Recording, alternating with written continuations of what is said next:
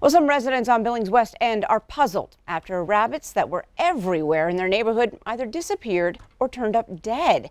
And it turns out it's not the only place it's happening. Q2's Russ Riesinger found out what the cause is and has more.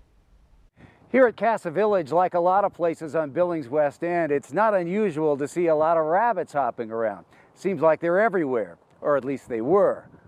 Neighbors have not only gotten used to seeing them, some have become quite fond of them, even giving them names.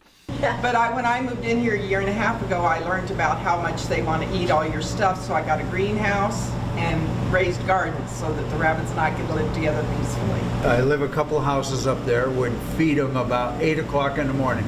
We buy loaves of bread to throw out to them. But things suddenly changed, and the rabbits that had been everywhere were nowhere to be found. And I said, do you know what happened to the rabbits? They're gone. I went out and started calling them, which I normally did, and they just sat, didn't move.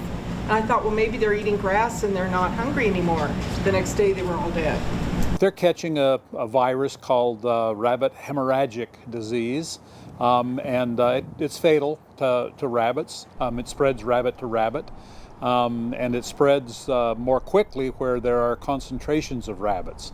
And as you've seen in many of the parking lots and areas around the west end of Billings, there's a lot of feral rabbits. They're not wild rabbits. Gibson says the virus poses no threats to people or other species, and there have been no confirmed cases of it spreading into Montana's wild rabbit population, such as cottontails or jackrabbits, only feral rabbits.